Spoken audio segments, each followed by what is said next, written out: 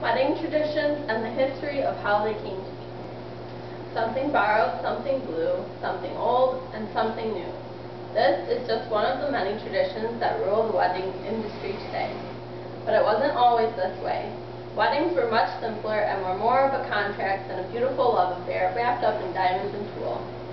But old wives' tales and time-honored traditions have come to play a large part in the big day. Let's start from the beginning, or once upon a time. Once upon a time, there was a boy and a girl, and they fell madly in love. All they wanted to do was spend every waking moment together. Ah, a wedding! What a great idea. So they got married and lived happily ever after. But wait, that's not all they did. They followed the customs that have been laid out before them for hundreds of years and followed by millions of couples who have fallen in love. In the beginning, all the preparation falls into the lap of the groom. It's his job to ask the father to pick out and buy the ring, and the biggest job of all, asking the woman to be his bride. Asking the father for his blessing on the marriage is more common than asking for permission. In biblical times, the bride had to be bought by the groom in order for them to be married. So the groom had to buy the bride from her father. This tradition now shows respect to not only the father, but the family and the relationship at hand. The earliest forms of proposals were more like courting. It usually involved the groom and both families, but not the bride-to-be. It took a lot of bartering and negotiating, as if the woman to be prized property, before someone agreed to an offer. Even worse is sending your friends to do the job. This was a common practice done by shy grooms. The suitor would send a pair of gloves, and if she wore them to church, then it meant she was agreeing to marry him. Once this dreaded task is accomplished, a proposal can take place. We have the Victorians to thank for the romantic image of a man on bended knee. And what about that little box with something so beautiful that sparkles on the hand of a blushing bride-to-be?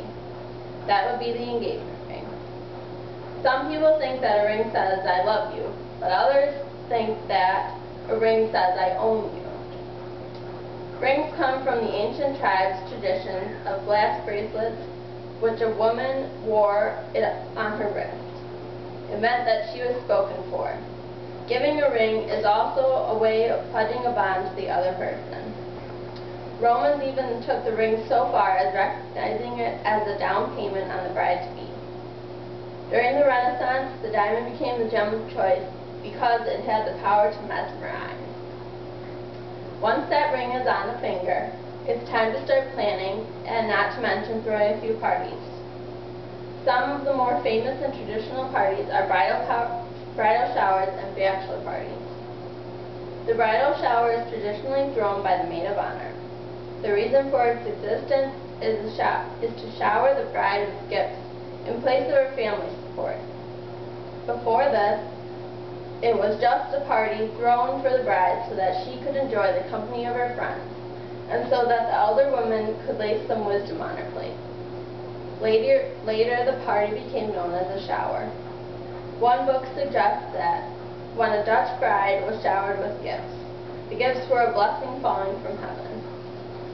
The next paragraph suggests that the bride's friends placed the gaily wrapped gifts in an inverted Japanese parasol, and then they turned the umbrella right side up to let the gifts shower down on the bride. According to this excerpt from a bride's book of wedding traditions, the first tale holds true. Wedding lore has it that the bridal shower dates back over 300 years when a Dutch maiden fell in love with a poor miller, a man with a small fortune but a large heart. Because he often gave flowers to hungry families, he had no money to marry. The young lady's father refused to allow the marriage to take place without having his daughter properly set up.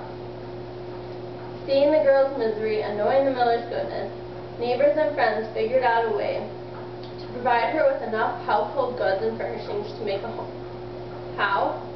They gathered together and walked to the girl's house, each bringing gifts, and it seemed as though she was showered with gifts from heaven. This act of love so impressed the maiden's father that he gave his consent to the marriage. Of course, the women aren't the only ones who get to have a bash. The guys are invited to celebrate with the groom at his bachelor party. The The bachelor party is commonly known as the last taste of freedom. This is the time for the guys to relieve some stress and anxiety before the big day. Much like little boys saying, "No girls allowed," they too like to party without women. The bachelor party is an ancient ritual that began in Sparta. Bachelor romps are boisterous farewells to a life of fun, freedom, fun, and irresponsibility. So now you have both had your share of fun, and you have mountains of gifts, and not to mention thank you cards to fill out. That must mean it's time to get hitched. In a traditional wedding party, there is, of course, the bride and groom, a maid of honor, and a best man, bridesmaids and groomsmen, ushers and a flower girl, and a ring bearer. Why is this? Why are so many other people up in front when it's all about the bride and groom? The maid of honor has a lot on her plate.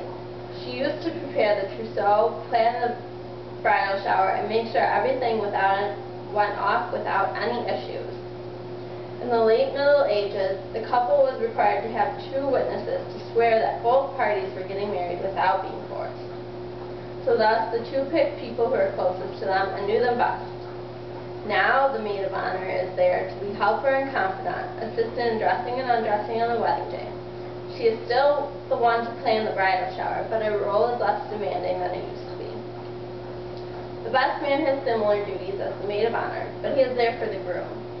In the late 19th century, marriage by capture was the way that a groom chose his bride. Having your daughter captured and married probably didn't sit right with the family.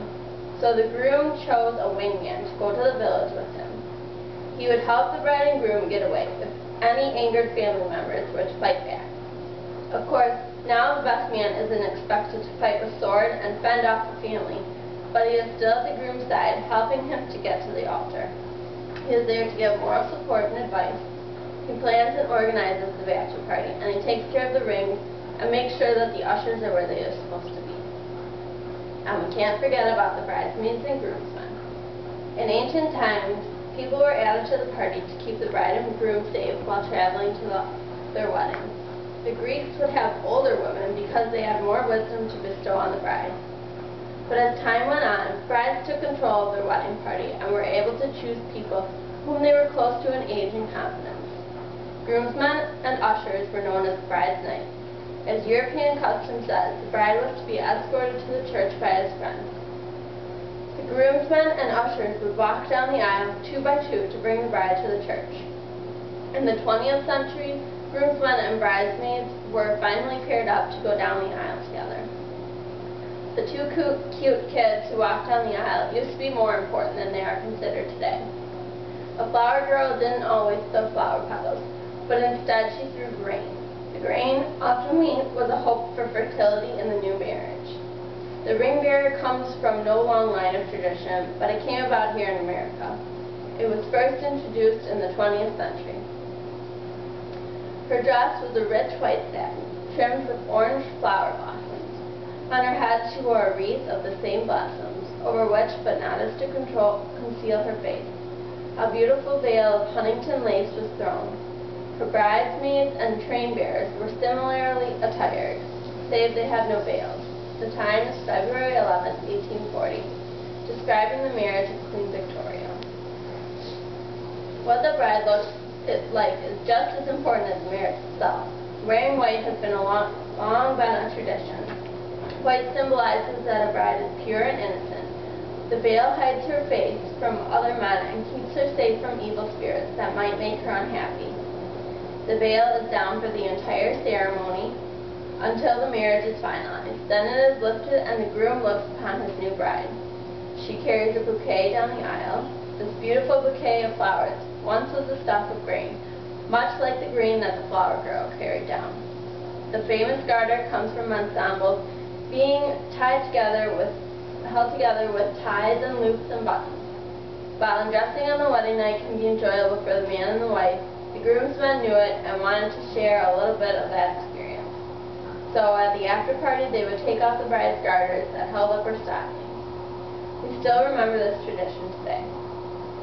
A life insurance company did a study and found that men who kiss their wives each morning before they leave for work live an average of 5 years longer, are involved in fewer auto accidents, are ill 50% less of the time and earn 20 to 30% more money. Wives whose husbands kiss them each morning kiss back. Marriage is a wonderful experience, even with all the planning and primping that has to go on. Having your best friend next to you the entire time, holding your hand as you taste the cake and make your down payment is something that is so cherished.